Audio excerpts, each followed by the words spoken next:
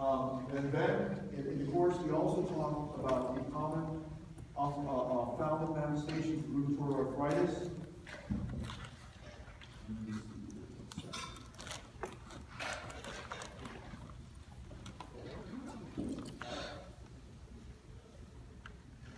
And so, in this section of your notes, I want you to read it in its entirety because, if I'm not mistaken, there's 2 questions that actually come from this paragraph that's in your notes. The first question is going to basically address which is the most common ophthalmic manifestation of RA, which is keratoconjunctivitis simplex. And the second question is to talk about scleritis. And the point is with scleritis is it's often associated with a more ominous prognosis.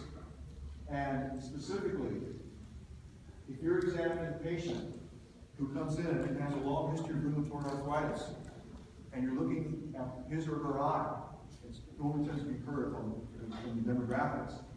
But the point is if you look at the sclera and you see a blue area on that sclera, what should you be concerned about? Basically, sorry about that. You're worried about severe thinning because that blue area is really the color of the choroid showing through. And there's a reason why this is called scleromalacia perforans. Is if you don't get that patient to an ophthalmologist where this can be addressed in an appropriate manner, that patient could go on to a perforation.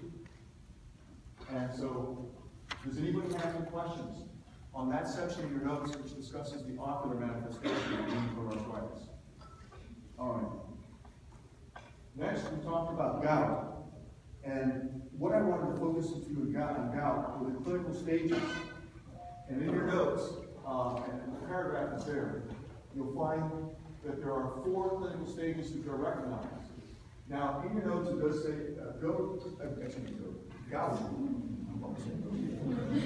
Gout normally doesn't develop until someone's older than 30 years of age. However, that person may have been hyperuricemia, that is the uric acid in the blood, if you draw a specimen on that, has been above the normal level since they were in their teens. And that's what we're talking about when we say that this person is in the asymptomatic hyperuricemia phase. And then that person has their first acute attack. And we describe it to you in your notes in detail. That's when you have the attack one of the joints, normally monoarticular, but doesn't necessarily have to be monoarticular. Then after that first attack, there tends to be an asymptomatic intracritical period. Now, some people, a smaller group will go on and never have another gouty attack. But most people will have a gouty attack followed if they do not address the hyperuricemia, if they do not go in and see the doctor and get the medications. And finally, even though someone has been taking medications, you can get the 4th clinical stage, which is chronic loquacious gout. And this normally happens about 12 years after the acute attack occurs. As we said, it normally occurs after age 30. And what's specifically unique about this stage is that radiographs at this stage show the characteristic juxtaarticular bone erosions caused by osteoclastic bone resorption from the loss of the bone stage, which define this stage. Now, does anybody have any questions on the 4 clinical stages of gout? Then we went into myasthenia gravis. And when we talk about myasthenia gravis,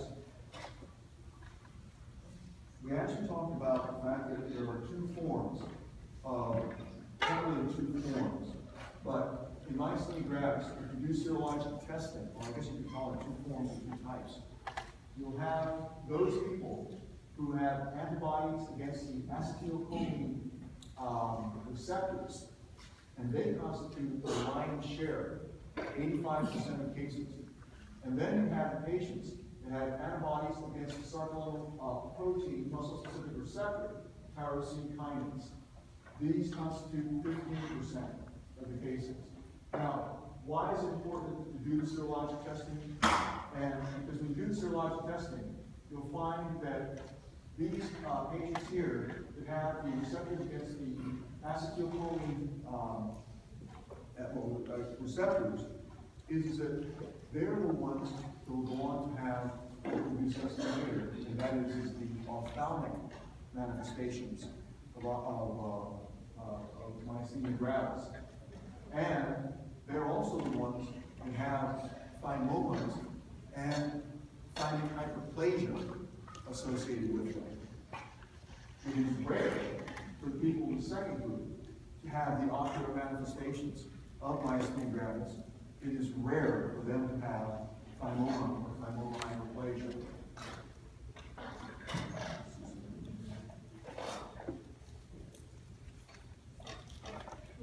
Okay. And here, once again, I just the slide I used is emphasizing this fact again, that if they have the antibodies against the acetylcholine receptor, they're the ones who have the thymoma, the tumors, the thymus gland, or the hyperplasia of the thymus gland. So, let's talk about the ocular myasthenia gravis.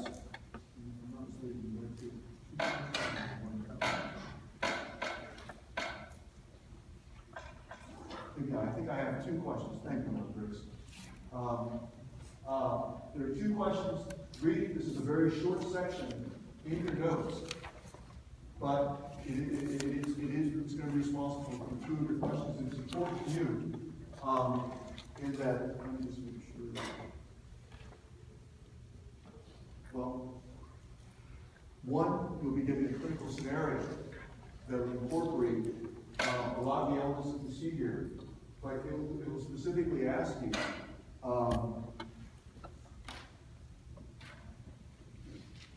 what test that you will do to confirm the diagnosis you suspect that the patient has. So, make sure that, like I said, that you read and understand all the points. Like I said, it's a short paragraph. And the last, in the second question that I get out of here, I basically, once again, give you 5 elements, and of which 4 of the elements will be, how would you say it, incorrect, an incorrect interpretation of this paragraph, and only 1 element will remain true to this paragraph as it appears in your notes. You have to realize in my slides, I sometimes abbreviate and leave things out. You're responsible for knowing what's in your notes, not what's on the slide. Okay, but does anybody have any specific questions about ocular myasthenia gravis? The fact that, remember, it's an ophthalmoparesis, meaning a weakness, as opposed to paralysis. And realize that you don't have to always have all 3 of these triads. And this is in your notes. And once again, I talked about the association with the acetylcholine, the receptor antibody. And does anybody have any question about the ICE or the tinsilon test that we discussed in class that is used to evaluate this?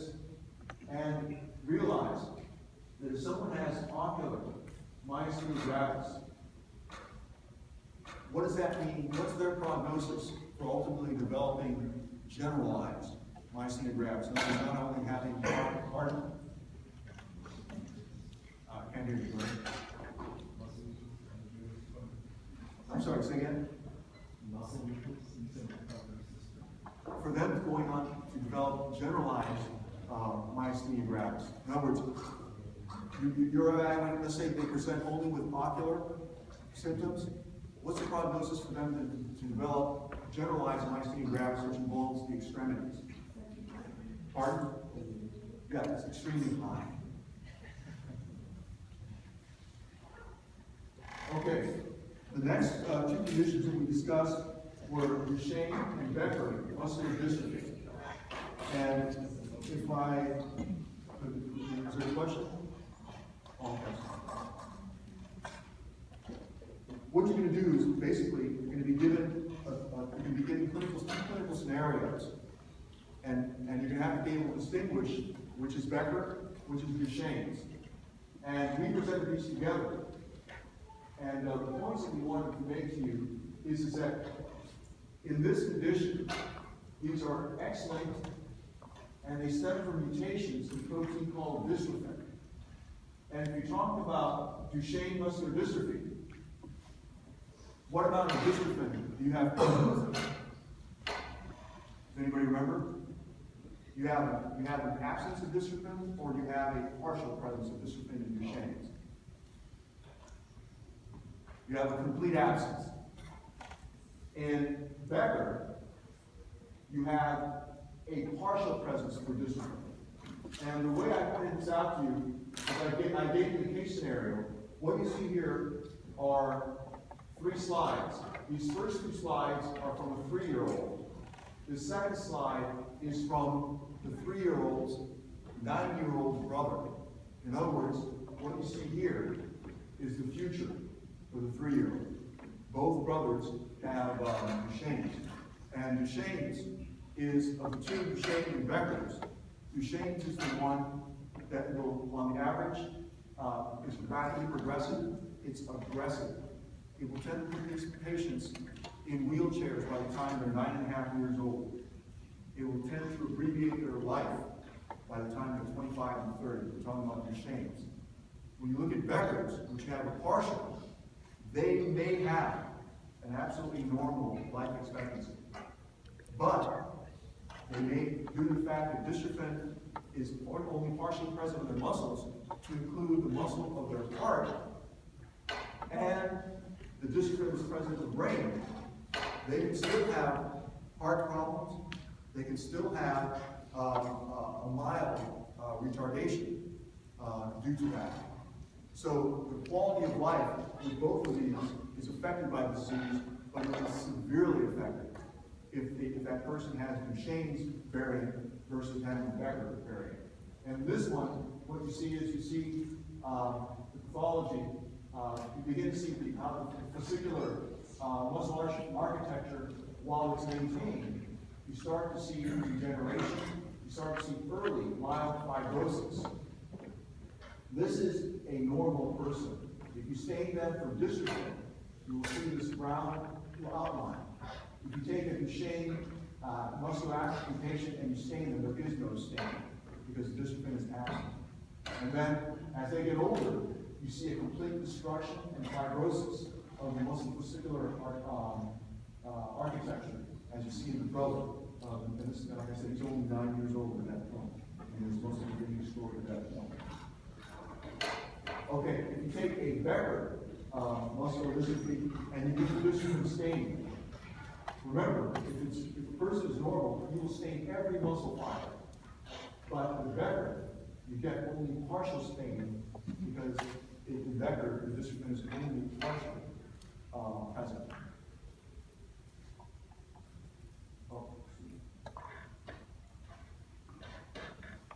And basically, this goes on to more or less summarize what we were talking about. When we talk about boys with Duchenne's, they appear normal at birth. The child looks normal when he predominantly he, rarely she. But it's predominantly here he because it's X-linked. The child looks normal at birth, but then very early motor milestones are met. Walking is off the leg. The first indication is muscle weakness, clumsiness, inability to keep up with peers. And then you have weakness begins in the pelvic girdle muscles and then extends to the shoulder girdle. In other words, it begins in the lower part of the body. And what Gallagher sign simply demonstrates is that with this child, you ask the child to get up. You'll see him roll over, and you'll see him use his upper muscles and sort of drag his legs under him. And you may be able to see, even though it doesn't show it, you can have a pseudo-hypertrophy of the lower leg, which is hard to see on I guess the lights are out, but their calf muscles appear to be slightly larger than normal.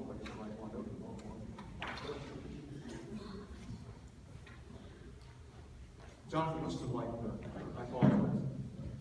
Is it just push?